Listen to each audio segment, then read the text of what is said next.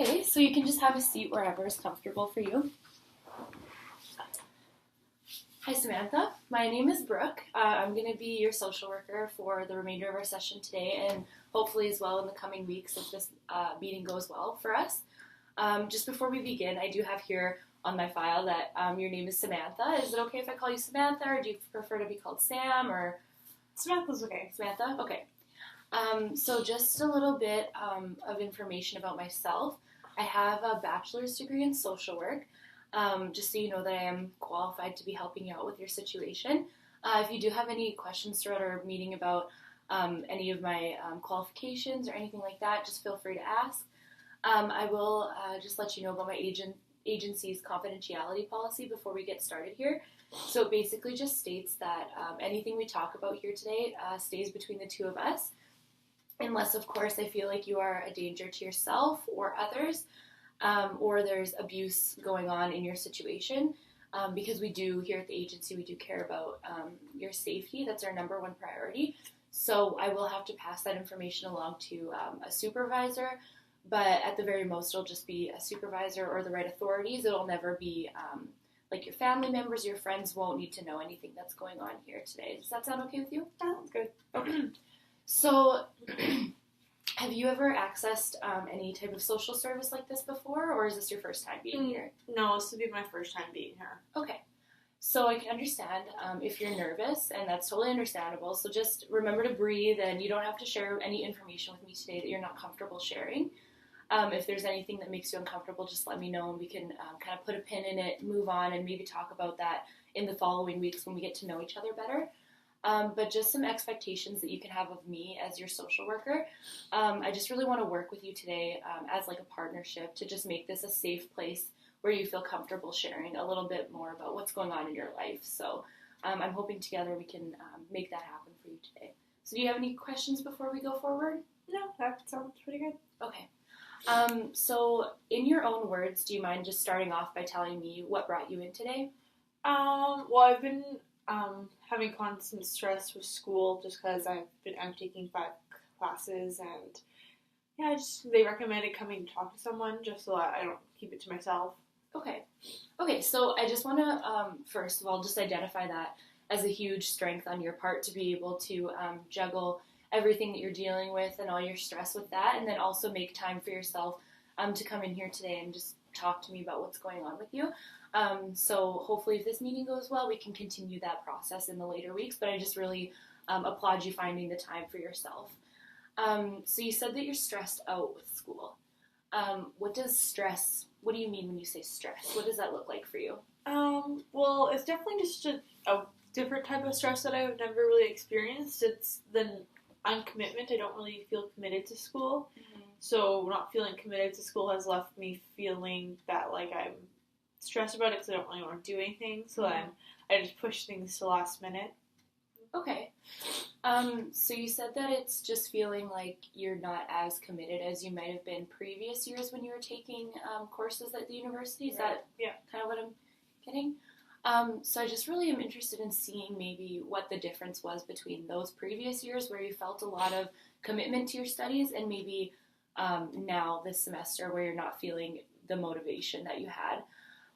So what kinds of things were you maybe doing last semester that you aren't doing anymore? Like, do you have any coping skills that you were kind of mastering last semester that you kind of let go, or anything like that come to mind? Well, last semester I did a lot of, like, writing in my agenda when things are due. This semester I've done it, but it kind of has twinkled down to, like, not really doing it, you know? Like, I've kind of, like, done it, but I'm not like, oh, I have this due on this day, I have to write it down, or, oh, they said do this, so I have to write that down. I just kind of don't. Mm-hmm. And then I usually go, like, running and working out, and I do still do that, but, like, not as much as I did last semester. Okay. I'm just feeling like I'm just, like, drained all the time. Okay. So I'm hearing that the coping skills that were present last semester, writing in your agenda to try to stay a little bit organized and on top of assignments, as well as taking time for yourself just to go to the gym and go for a run and clear your head, they're still there, but they don't have the same kind of meaning or feeling of like stress relief when you do them now compared to last semester. Is that correct? Yes. Okay. So another thing I just want to explore with you is just how many courses you're taking this semester versus last semester. Okay, I've taken 5 every semester, so the courses, like, the amount of the courses hasn't changed, and most likely the, like, intensity of the courses haven't changed. I feel like it's my personal problems that have changed, like, just, like, not wanting to do school and just wanting to get it over and done with, whereas last semester I was really excited about doing school. Right. Okay. So I heard you say there that you have a little bit of some personal problems that have changed for you. What do you mean when you say personal problems? Can you just expand on that a little bit for me? Well, last semester, as of this semester, my parents have saved money for me to go to school, so I've had, like, a support, like, I haven't had to pay for school, but, this semester, my parents told me that the money they've saved has run out, so this coming, like, next semester, I'll have to pay for myself. Okay. So just the stress of thinking, like, how much school is and, like, knowing if I don't want to do it 100% or not. Mm-hmm. And having all that money involved. Okay. So I'm hearing that on top of your stress with school and just juggling those 5 courses and your lack of motivation, a little bit of lack of energy, now we've kind of thrown into the mix a little bit of financial issues with your family. Not issues per se, but just that they had some money saved up for you to go to school, and now it's just kind of running out, and it's kind of falling on your shoulders to be the one to pay your own way through school. Is that kind of... Yeah, that's pretty much. Okay. So now that we're on the topic of family, do you mind just telling me about your family dynamic a little bit more, your role within the family, how that's changed maybe? Okay. I have my mom and dad are still together. I have 2 younger sisters. Both my parents work. My middle sister is 18, and then my youngest sister is 16. I don't know. My parents always say that I'm a role model, so, like, the biggest sister has to set the way for the younger sisters. I work as much as I can during school, but when I'm not in school, I work full time, and I stay at my parents' house, so Okay. they don't charge me anything to stay there, so I just occasionally sometimes, like, will throw in, like, hey, here's some money. Not a big deal. Right. Okay. So just to back it up a little bit, you mentioned in there that you do have 2 younger sisters and that your parents kind of consider you as their role model almost. Yeah. How have those expectations kind of either added to your stress, or maybe they don't stress you out at all? Can you just explore that with me a little bit?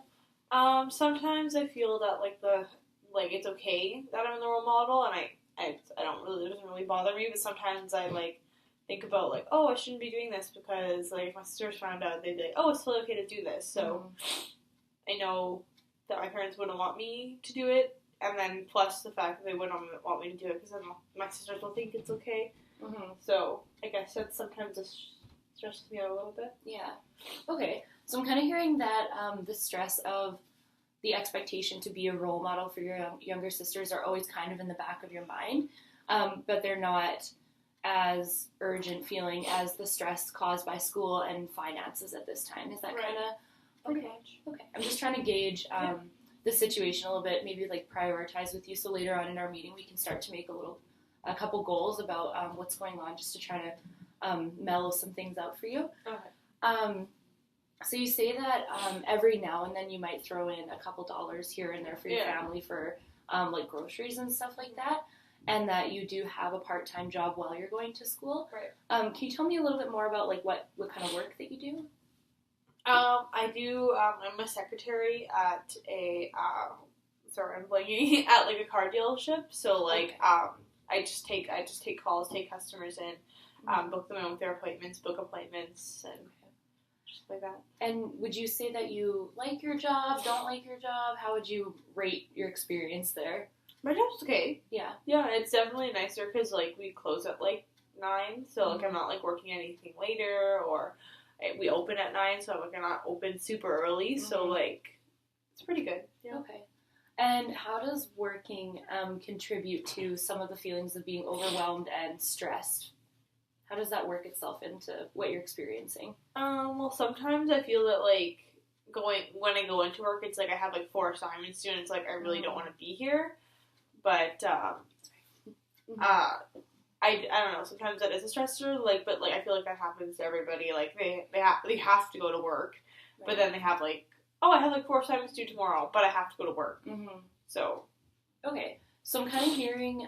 Correct me if I'm wrong, but I'm kind of hearing that your stress from work comes more so from just the commitment of time and having to spend time at work rather than doing things related to school. Mm-hmm. Not so much your actual work dynamic. You like being there. It's okay. It's a good job. But just the amount of time that you spend there that you're not spending on schoolwork is kind of adding to your stress. Is that correct? That's correct, yes. Okay. So you told me a little bit about your family. Do you have any other supports in way of like a boyfriend, any friends that you can kind of lean on when you're feeling a little bit overwhelmed with things? I have a boyfriend, and then I'm also part of a rugby team, so I'm really close with a bunch of people within that group, so I can go to them as much as I need. Okay. I would firstly go to my boyfriend. Okay, so tell me a little bit more about your boyfriend. Okay, well, we've been dating for 2 years. He recently just bought me a puppy, so that I guess that's another stress in my life. Well, we bought it together, so it's kind of like a together thing. We've been dating for 2 years, and yeah. Okay. Awesome. So you said that you guys bought a puppy together. Do you guys live together, or how does that work? No, we don't live together. I stay at my parents' house, and then he stays at his parents' house, but, like, the dog stays with me more because my parents have a really big backyard, and Zach's parents don't have a big backyard, so. Okay.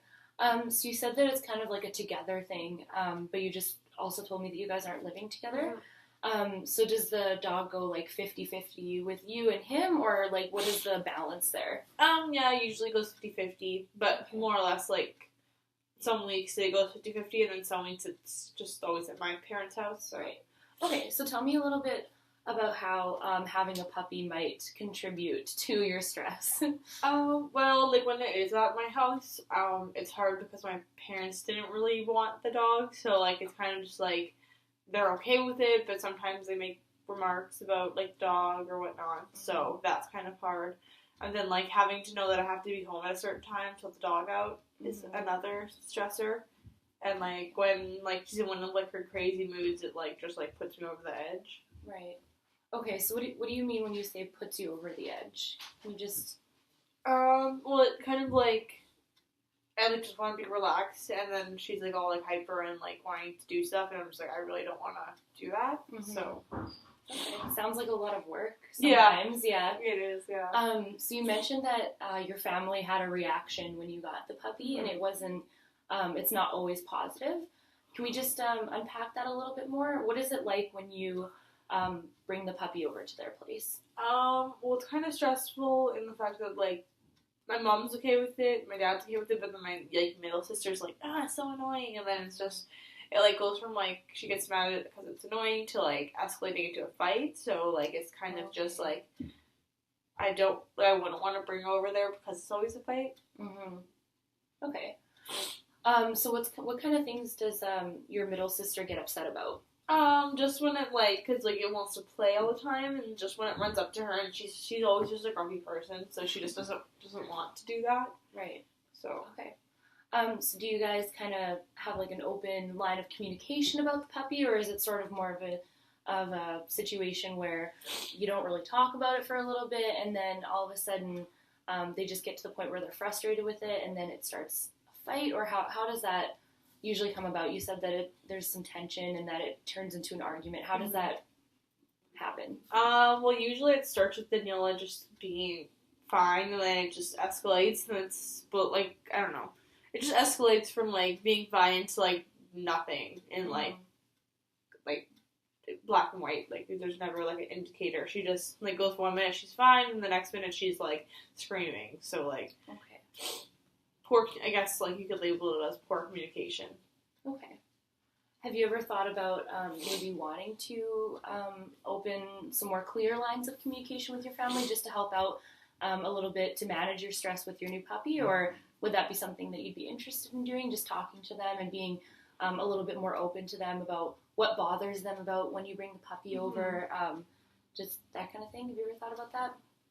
Yeah, sometimes, but she's just really hard to talk to. Mm-hmm. I try to avoid her. Okay. Yeah. So what makes, is it just your middle sister who's hard to talk to, or do you have that issue with your entire family, or? No, Danielle's just a hard one to talk to. She's a hard one to talk to with everybody in the family. Okay. So I just want to really quickly recap some things that we've talked about today. If I'm missing anything, just interrupt me, let me know. So we started off by just establishing that you're having a tough time in school, just feeling motivated, and just feeling like a lack of energy compared to other years that you've had university courses. You are taking the same amount of courses, and you do have the same coping skills, but you're just not feeling as invested, or you're not feeling the same relief from those coping skills that you have in previous years. You mentioned that you like to write in your agenda to try to stay a little bit more organized and on top of assignments, and you also mentioned that you go to the gym. Before we do go any further, I also want to identify that as a huge strength on your part. It's very important to keep up with self-care, even in the midst of just feeling overwhelmed, like there's no time for yourself. That can get really, really dangerous. So I just want to encourage you to keep going to the gym and just keep writing in your agenda, staying on top of things. We moved on from there to just talk about a little bit about your family and your financial situation right now.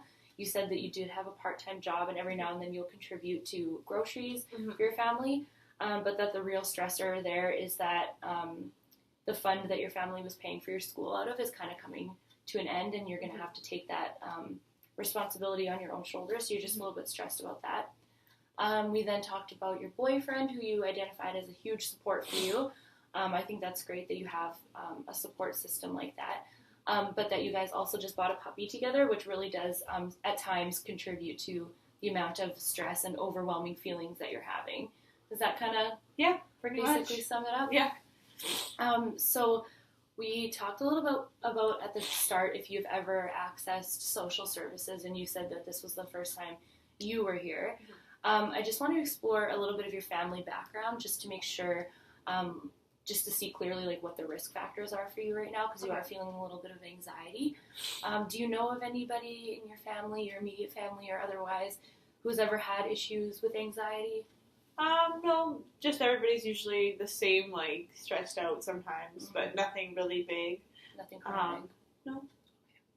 And for coping skills, you identified only healthy coping skills, so that's really great. But I just wanted to know, is there anyone that you know of in your family who's maybe turned to, like, drugs or alcohol or substance use in any way at times of stress? No, not much. Not many people. Okay. So I do, now that we're on the topic of coping mechanisms, I kind of want to explore maybe the difference between when you would work out last semester versus when you're working out now, and why that doesn't feel the same for you. So can you just take me through like an average day that you would have like at school, and how like working out and writing in your agenda would kind of factor into that? Well, I usually have class at 8:30, so I wake up, go to school. After school, I would go and work out, and then after I work out, then I come home. I think that's the difference between, like, working out last semester and working out this semester, is that, like, last semester I, like, wanted to, now it just seems like a system. Okay, so you mentioned that last year you were doing specific coping skills that I think are really healthy and really good and would like to still encourage, but that they're not really having the same effect that they had when you would utilize them last semester. You mentioned that you kind of just feel like when you go to the gym, it's just because you have to, not because you really want to, not because it's really helping with your stress, but because it's kind of like a routine. So I just wanted to know if you'd ever be interested in identifying some like new coping skills that we could try out, see how they work, maybe something that would better help you in feeling less overwhelmed with school and with your new puppy and financially. Would that be something that you'd be interested in? Yeah, that would be actually a good idea. I feel like that change would be nice. Maybe I feel like I'm just doing too much of a routine. So like a change would be really nice. Okay. And I just want to mention too that I don't want to discourage you from continuing to take care of your physical health and self-care, like agendaing and going to the gym. But yeah, I think that maybe over the coming weeks together we can identify some things that will actually help you relieve the stress that you're feeling. Does that sound good to you? That sounds good, yeah. Okay. So one of the things that I think we need to do in order to get to a place where we can identify coping skills that are effective is just kind of figure out what it is specifically in your day-to-day life that kind of sets off your anxiety, sets off those feelings of being overwhelmed. So as kind of an assignment type of thing, between this meeting and next, I was wondering if we could try out a little thing called mapping. Does that sound like something you'd be okay with? Okay. What is it though? So it's very simple. It doesn't take too much time. It's basically just whenever you're in your environment and you feel those feelings of being overwhelmed and, like I just lack of motivation, lack of energy to do something, just quickly jot down on a piece of paper or type it up in your phone or on your laptop, just couple details about like what's going on around you at that time, and just kind of ground yourself, just like notice the things around you, take a couple seconds to breathe, and bring that in next week when we meet up, just so that we can go over it together, we can read it, and we can see if we can identify like any patterns when you start to feel overwhelmed, and then that way we can really start to develop some coping skills that will help you with those issues. Does that sound like? Yeah, that sounds really good, yeah. Okay. And I just want to remind you, just keep in mind that I know that you've said you're very busy, and I can totally validate that. I totally understand. So if you are feeling overwhelmed, but you're not really feeling like you have the time to write it down, that's okay. Don't be hard on yourself. But I do want you to try at least to just take a couple breaths and just ground yourself, because that alone just might kind of cut down on some of those feelings of being overwhelmed and being stressed out. Okay. So I just want to let you know that we are nearing the end of our session today. We have about 5 minutes left together. So I'm just going to really quickly recap everything that we talked about, all the important points, identify a couple other long-term goals that we can maybe work on together. And if I'm missing any information or get it wrong, just let me know. So you came in here today on your own at a suggestion, but you ultimately made this decision to come in today, which I really identify as a strength for you. You came in just because you're wanting to figure out how to kind of cope with your feelings of being overwhelmed with school, financially, and also with your new responsibility of a puppy. You mentioned that your family is a good support to you, but is also a little bit, at the same time, a source of anxiety because you guys do have a little bit of tension because of your new puppy. The money that they were using to send you through school is kind of running out, and you're a little bit stressed about how that's going to fall on your shoulders. You also identified your boyfriend as a support system, and that your puppy, while awesome at times, is also very stressful at times. And then you identified your coping skills to be not really working the way that they used to, and that you'd be interested, one of the shorter term goals that we could work on is just developing better coping skills for you. Is that basically? Pretty much, yeah. Okay. So like I said, we did identify a short-term goal as developing better coping skills and doing the mapping exercise over the next week before I see you next. We also identified another long-term goal to maybe be opening some lines of communication with your family. Is that something that you'd be eventually interested in doing with me? Yeah. Okay. So one of the things that we can do, it doesn't have to be next week or even the week after, it's just whenever you're comfortable. The first step in opening a line of communication is just sitting down with your family and having an honest conversation with them. So maybe one of the things we can do in future sessions together is just do some role playing of I'll be your parents, you be you, and we can just kind of hash that out, how that conversation would go. Okay. Would that be also something that you? Yeah, that'd be really good. Yeah. Okay. Awesome. So we've identified a couple goals. I just want to do really quickly. I just want to make kind of a verbal contract with you, something that we can kind of hold ourselves to. Just a commitment that you will do your best when you can to show up for your meetings and really kind of give it your all when you're here to kind of sort out your situation. Is that something that you'd be able to agree to? I can agree to that. Okay, awesome. And yeah, just keep in mind if there is a week that you need to reschedule, we're very flexible and we can definitely work our two schedules together, because I know that you have school and work to juggle, and that's very time consuming. So we can definitely work together to come up with a good schedule together. Okay. Awesome. Do you have any other questions before we end our session for today? Same time next week? Is that still yeah, good? Okay. Yeah, just on our way out, we can just stop by the front desk and just kind of figure out your schedule and our schedule and make something work. That sounds good, yeah. Okay, great. Thank you for coming in today, Sam. Thank you.